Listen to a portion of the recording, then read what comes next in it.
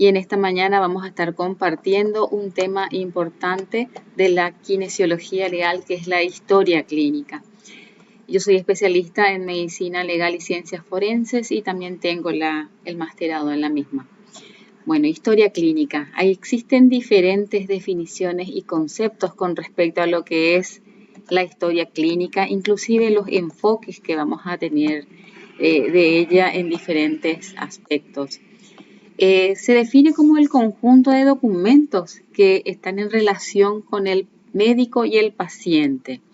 Con el correr de los años han evolucionado inclusive los elementos que la conforman y las definiciones en cuanto a su concepción, y que está relacionado y vinculado en forma directa con el paciente, actualmente llamado usuario, y el hospital o el profesional, y es la historia de salud. Además de los datos clínicos relacionados con la situación del paciente, el proceso evolutivo, el tratamiento, la recuperación, no se limita solo a una narración, a una exposición de los hechos, sino que incluye juicios de valor, documentaciones, procedimientos que se haya realizado al paciente, informaciones anexas, el consentimiento del paciente, de la persona enferma, basados en el principio de la autonomía. Eso fue justamente una de las variaciones con respecto a la historia clínica. Y también el estado de salud propiamente dicho o de enfermedad dentro de la toma de decisiones. Para Delford Podestá, él definía la historia clínica como la narración escrita, clara, precisa, detallada y ordenada de todos los datos y conocimientos, tanto anteriores como actuales, relativos a un enfermo, y que servían o que sirven para la base de un diagnóstico definitivo, sería, de la enfermedad del paciente. Esa relación médico-paciente tiene que ser exitosa y se fundamenta en el compromiso responsable, legal y auténtico, entre otros aspectos caracterizados por la profesionalidad en la ayuda del paciente y en lo que es lícito dentro de las normas jurídicas existentes, tanto en el país como a nivel de cada establecimiento según las normas establecidas. Bueno, hablamos de que existen definiciones de la historia clínica. Hasta 1955 era un enfoque meramente biomédico centrado en la enfermedad y la salud. A partir de 1975 ya se agregó un concepto o un enfoque médico-legal donde había una implicancia del médico o del profesional o de los profesionales de la salud con respecto al proceso de la historia clínica del paciente, a los actos médicos en relación al paciente. Y desde 1999 se agregó el concepto ético o bioético en la historia clínica. Cada procedimiento que el paciente debe realizarse tiene que pedirse una autorización o consentimiento del mismo, incluso para hasta la internación del paciente. Es por eso que aquí se agregan dentro de los principios de la bioética al concepto de historia clínica, porque es el paciente dentro de su autonomía, eso lo vamos a ver más adelante con los principios de la ética, es el que decide, bueno, acepto internarme y yo voy a revelar mi intimidad, mis diagnósticos o mis patologías o lo que pueda ser referente a mi historia clínica bajo mi autorización. Si el paciente no autoriza, no se puede continuar con esa historia clínica. Bueno, hablamos entonces de un enfoque biomédico de la historia clínica, es decir, que por ejemplo en el libro de Cosio habla de que la historia clínica es una constancia escrita de todas las comprobaciones realizadas en el examen médico, como también de todas las efectuadas en el curso de la evaluación y de los tratamientos instituidos. Tiene por objeto documentarse para ulteriores comparaciones, eso es con respecto a la evolución del paciente. Desde el punto de vista de la kinesiología legal, se practica lo mismo. Ustedes como profesionales de la kinesiología van a estar viendo pacientes, tanto en forma ambulatoria como internados.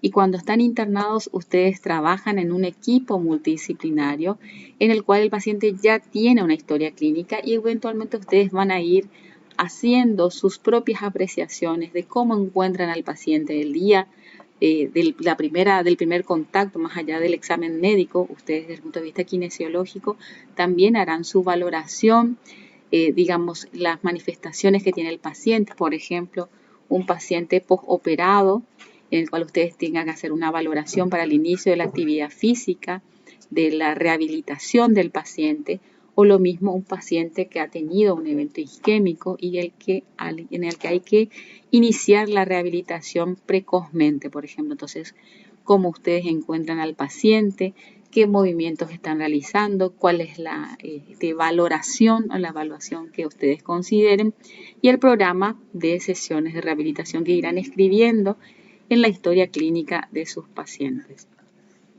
Bueno, la parte de historia clínica biomédica dijimos que es un modelo que se basa en la enfermedad, donde hay un supuesto básico, ¿verdad? Hay una causa, una especie morbosa que causó esa enfermedad y eventualmente el tratamiento o la rehabilitación o la farmacología que se quiere, digamos, implementar dentro de la evolución del paciente. Y eventualmente tenemos a veces patologías en las cuales no conocemos las causas, entonces se nos confunde un poquito más esta historia biomédica.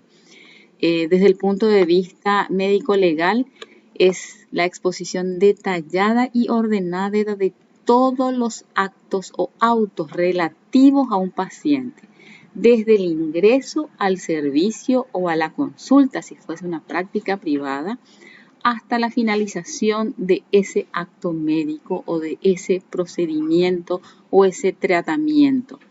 Incluye información de la persona, del individuo, de la familia, porque se recordarán ustedes por semiología, la historia clínica nos interesan a veces datos familiares, ¿verdad?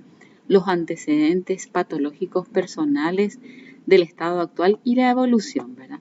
Además de todos los procedimientos que se desean realizar.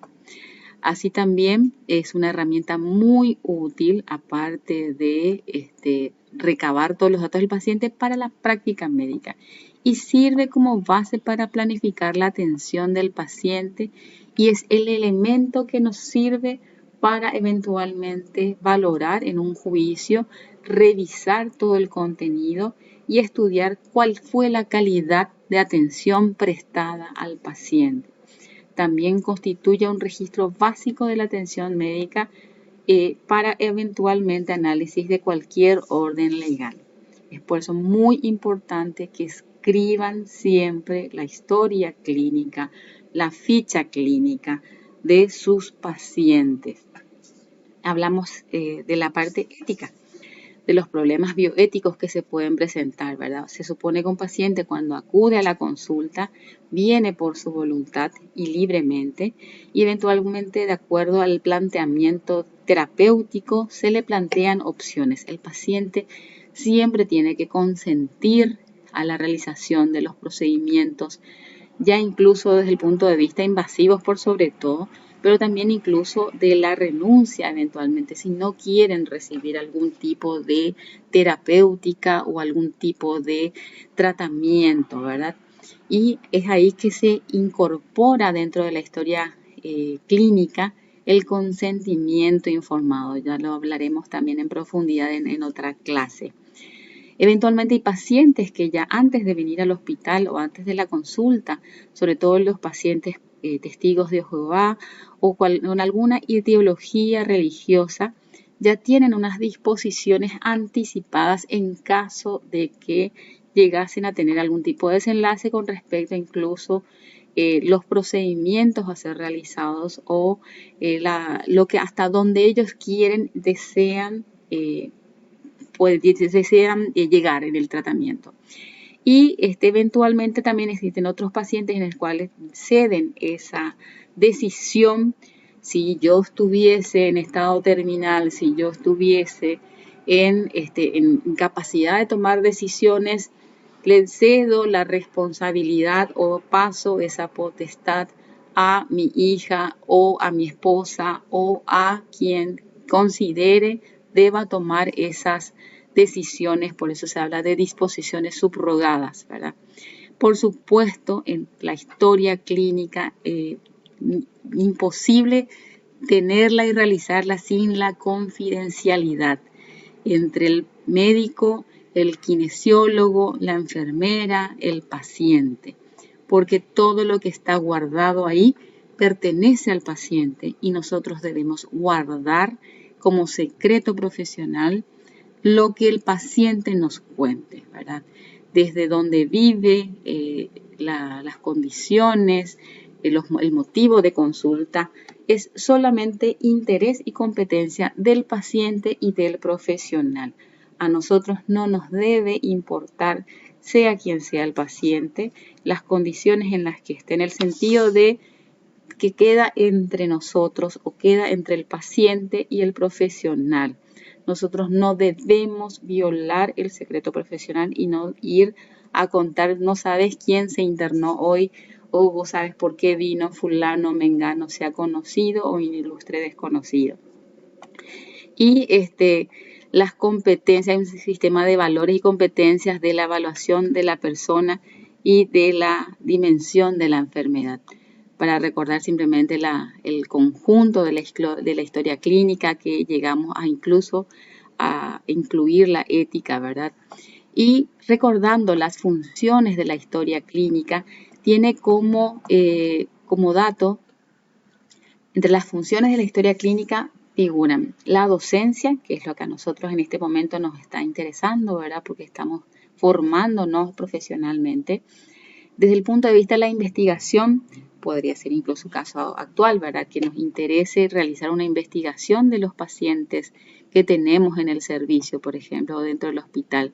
Desde el punto de vista epidemiológico, ahora estamos en la epidemia o la pandemia de COVID, nos interesa saber cuántos pacientes están internados, cuántos están tratados en forma ambulatoria, porque eso nos va a medir de alguna manera cómo estamos en este momento para cualquiera de las patologías.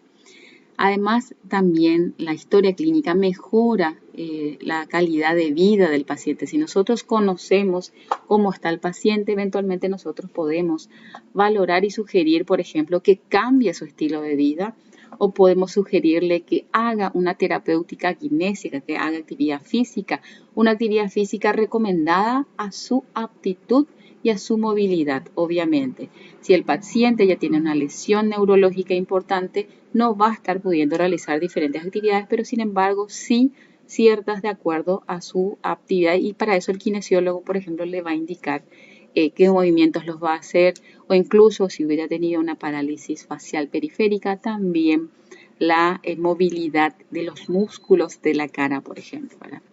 Y hay una confección de muchos expedientes y muchas veces se van archivando y no se van adecuando en forma adecuada. La historia clínica tiene una estructura, ustedes ya la habrán visto en semiología, los datos de filiación, antecedentes patológicos personales, familiares, el CASE, el examen físico propiamente dicho, la impresión diagnóstica, el plan terapéutico y la evaluación por días, los datos de enfermería, las indicaciones del médico, el conjunto de laboratorios y estudios diagnósticos y cada uno de los procedimientos que el paciente. Bueno, esa es la estructura de la historia clínica semiológica, que ustedes ya la conocen. Pero también con respecto a la historia clínica existen características particulares que tenemos que cumplir. Con respecto a eso, la historia clínica tenemos obligaciones. Una historia clínica no tiene que tener enmiendas, no tenemos que hacer borrones, no tiene que tener tachaduras. Debe ser lo más precisa, clara, legible, que se pueda entender. No estamos hablando de tener una linda letra o una buena caligrafía, estamos diciendo que se pueda leer lo que está escrito. No hacer enmiendas, insisto en eso. No tiene que tener borrones ni tachones. ¿Qué pasó si yo estando haciendo la historia clínica de mi paciente me equivoqué? Tengo dos opciones. Si estoy empezando recién, hago de nuevo. Primera hoja, hago de vuelta. Pero si ya estamos en la evolución, si ya estamos en el continuo del paciente que ya lleva 10 días, 15 días, una semana de internación, yo no puedo estar haciendo todos esos días de vuelta. Entonces, simplemente pongo entre paréntesis ese segmento, porque a lo mejor me confundí de paciente y escribí en la ficha de otro por error, por el cansancio, por las razones que sea, pongo entre paréntesis y pongo no corresponde. Y a continuación escribo lo que realmente quería escribir de ese paciente. Aparte de eso, también no se justifica en la historia clínica que nosotros pongamos con corrector, por ejemplo, o escribir encima. Eso no debe hacerse. Tiene que ser todo en forma continua. La historia clínica tiene que ser ordenada y consecutiva, es decir, progresiva. Día 1, día 2, día 3, día 4. No tengo que dejar espacios en blanco para escribir más tarde. Hay que hacerlo en el momento o por lo menos hacerlo cuando se tenga que hacer y no dejar esos espacios en blanco que nos puede presumir incluso hasta cierta mala intención. Cuando no hay que arrancar, no hay que sacar ninguna de las hojas de la historia clínica, eso ya puede asumirse como una intención de ocultar algo y que si hubiese algún problema médico legal con ese paciente o con esa internación, se puede ir en contra de los profesionales que estaban en tratamiento de ese paciente. Con respecto a la guarda y al custodio de la historia clínica y el archivo, bueno, la historia clínica debe ser cuidada por el servicio donde está, en el caso de nuestro, el hospital, y en promedio podemos hablar de 10 a 15 años de archivo activo. Pasado ese tiempo, si en 15 años el paciente no ha vuelto a consultar, esa historia clínica puede pasarse a un archivo pasivo y llegar, dependiendo de la disponibilidad de espacio de ese hospital o de ese servicio, esa historia clínica, si eventualmente con el correr de los años tampoco tiene un interés científico, con el correr del tiempo ellos podrían destruir si es que el paciente no ha venido a reclamar una copia o la historia misma, ¿verdad?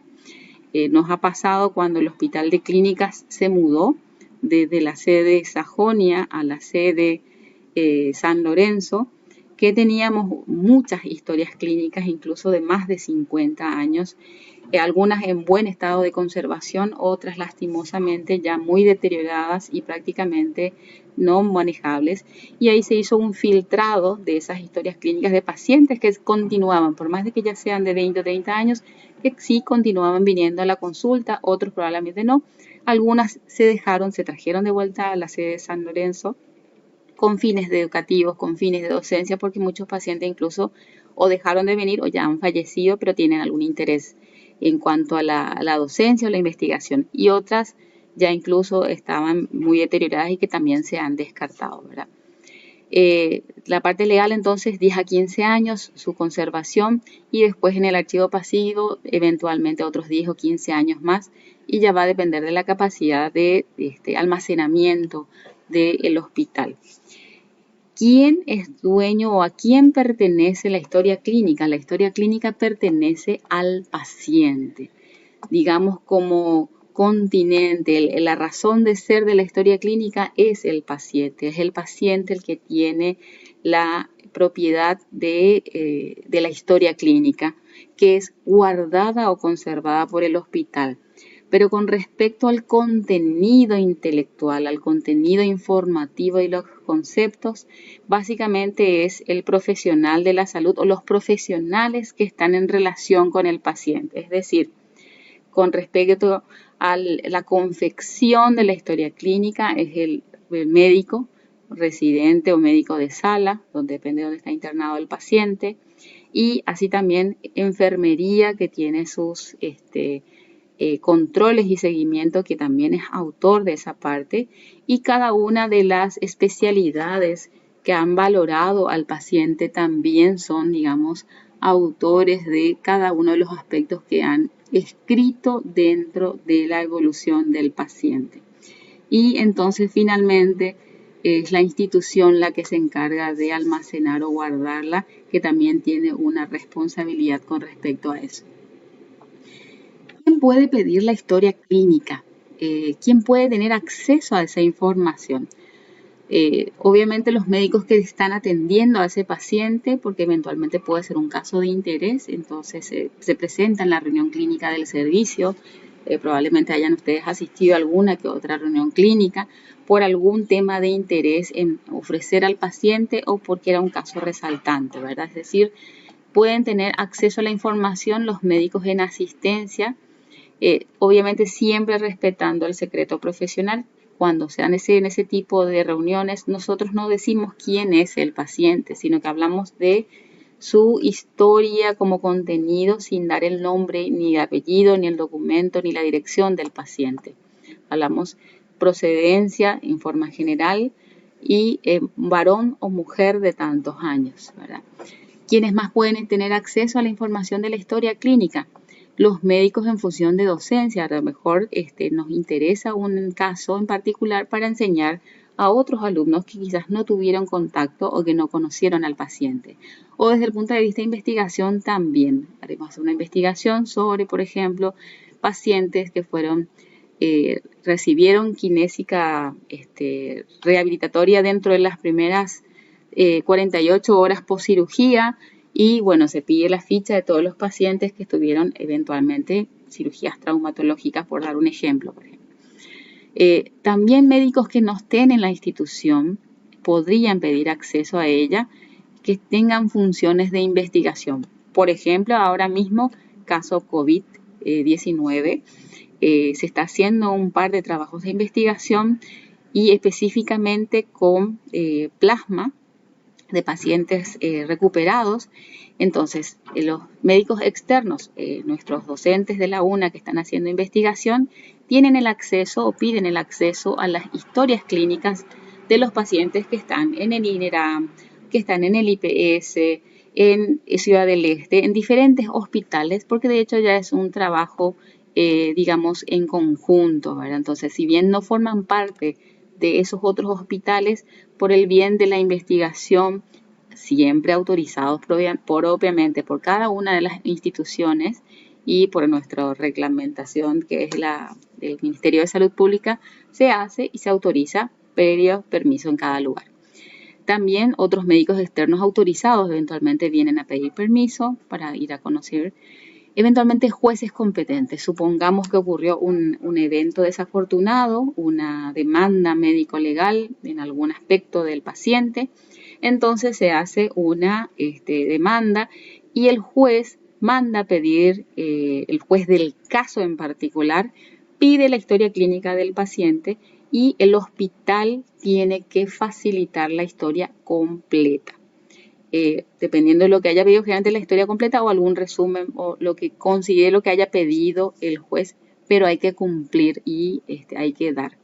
Eventualmente auditores, tanto internos y externos dentro del hospital, para ver eventualmente calidad de atención, manejo, demás, que también están siempre autorizados.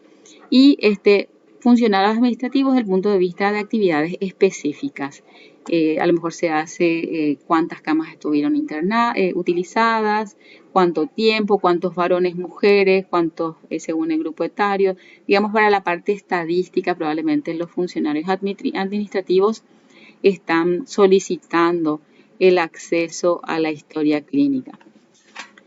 Entonces, tienen el propio paciente. Recordar que el paciente, estamos hablando de personas adultas, mayores, responsables, ¿verdad?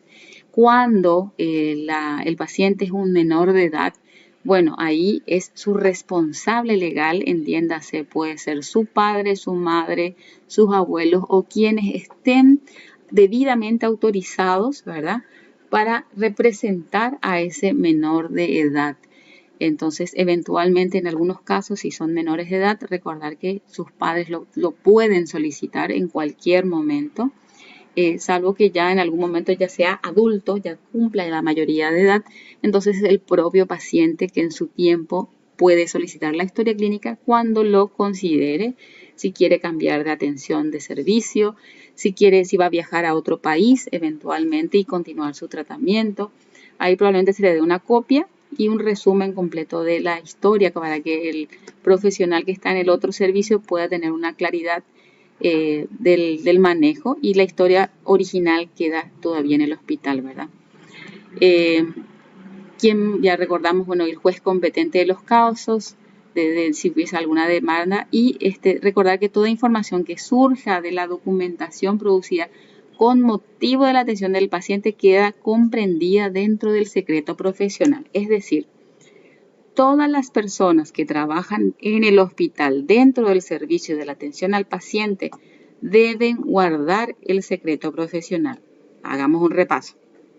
Estamos hablando del médico que lo ve, hospital de clínicas, hablamos del residente que lo ve, del jefe de sala, del interno, de los especialistas que en recorrida estén en contacto con el paciente, personal de enfermería que tenga contacto con el paciente, estudiantes de medicina, estudiantes de enfermería, estudiantes de kinesiología que estén en contacto con el paciente, porque probablemente durante el momento de esas sesiones de docencia o de evaluación del paciente, desde el punto de vista kinésico, por ejemplo, el paciente nos aporta información personal y confidencial. Entonces, los estudiantes de kinesiología también están obligados a guardar el secreto profesional de todo lo que el paciente esté revelándonos en el momento de el examen o de la valoración o de la rehabilitación que le estamos realizando, ¿verdad?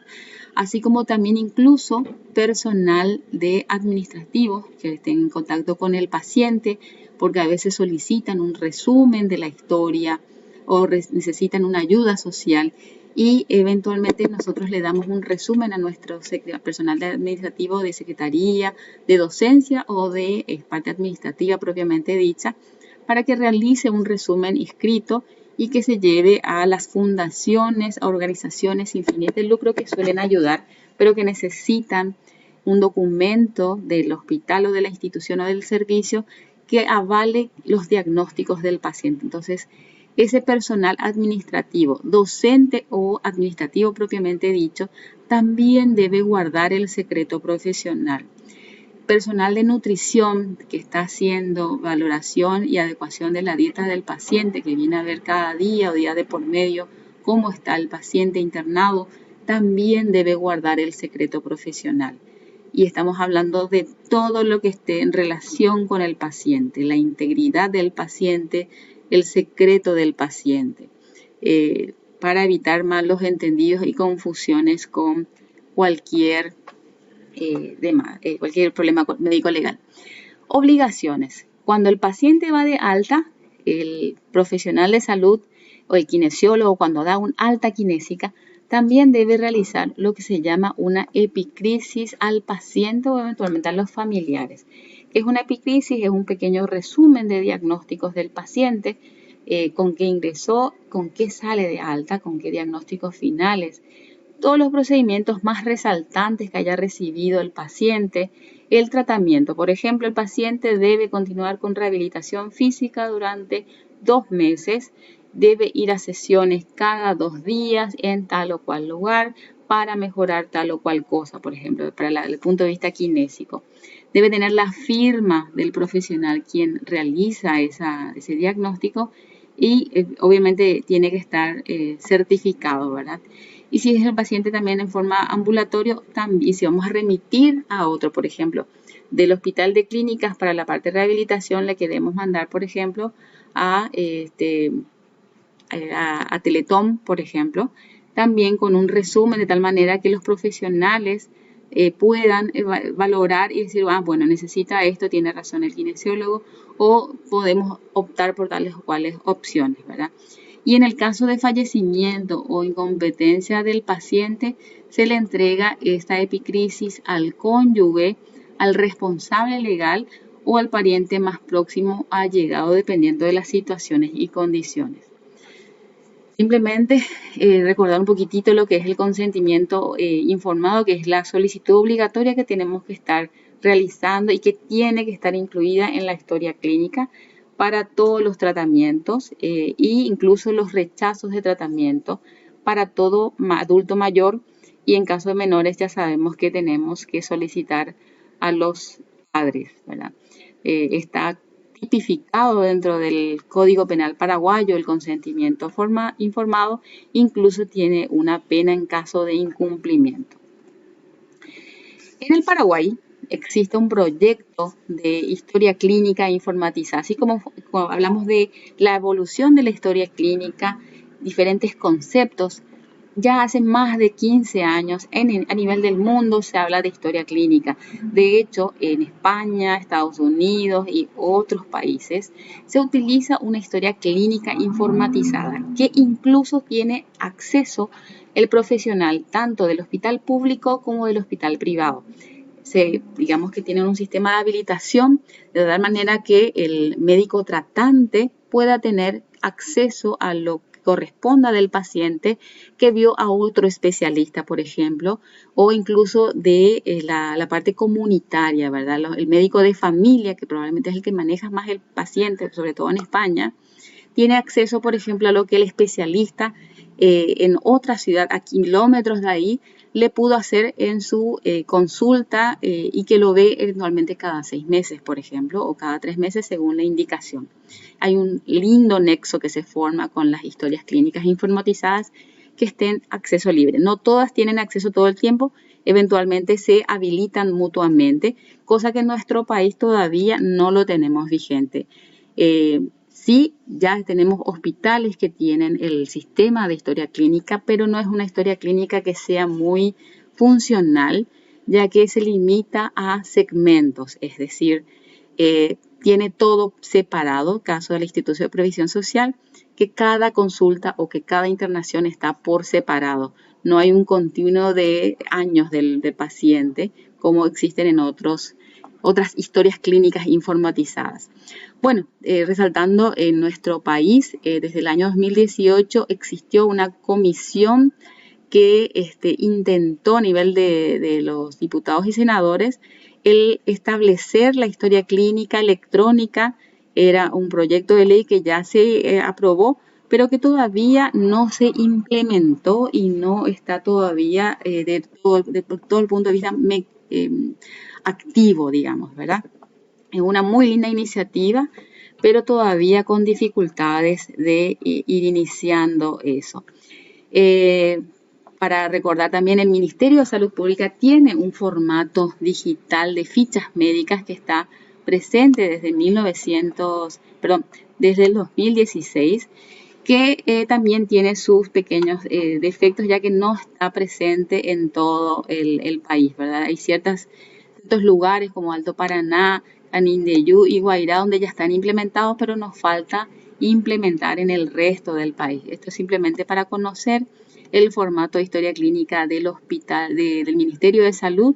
Es bastante similar casi en todos los hospitales. La idea es que podamos tener a cada paciente en forma integral y que incluso estando en el hospital regional de Paraguarí, cuando eventualmente se interne en el hospital de clínicas, podamos, digamos, pasarnos esa información como un global del paciente y no tener que estar haciendo incluso los resúmenes de traslado o los resúmenes del paciente, ¿verdad? Es un formato bastante interesante que lastimosamente todavía no está del todo implementado en nuestro país. Hay que recordar también que existen diferentes formatos de historia clínica. No hay una sola historia clínica, eso ustedes lo saben por semiología. No es lo mismo la historia clínica de la urgencia, no es lo mismo la historia clínica del paciente internado en sala. De repente el especialista tiene un enfoque y tiene algunas maneras de encarar la historia clínica. Esa es la parte semiológica. Pero desde el punto de vista legal todos comparten con lo mismo de no hacer enmiendas, no hacer borrones y demás. En kinesiología también existe un formato básico de historia clínica que está adaptado a las necesidades kinésicas y que eventualmente tendría que formar también parte del sistema digital o informático sistematizado, que es el sueño de todos, ¿verdad? Incluso que el mismo paciente pueda tener acceso a sus datos digitales, ¿verdad? Y si por alguna razón tiene que viajar a otro lugar, el mismo paciente ya tiene todo consigo y fácilmente poder hacer interconsulta o las consultas que requieran con otros especialistas. Bueno, recordemos entonces un documento legal por excelencia que nos puede ayudar a responder muchas respuestas, tanto legales como biomédicas, ¿verdad? Y que si lo hacemos como debe ser, nos puede exonerar de cualquier eventual malinterpretación del concepto, y que si nosotros no lo hacemos bien, incluso habiendo hecho bien, pero no lo escribimos adecuadamente, o tachamos, o enmendamos, o borroneamos, puede ir incluso en contra del profesional. Que tengan un buen día. Feliz día de la primavera. Hasta luego.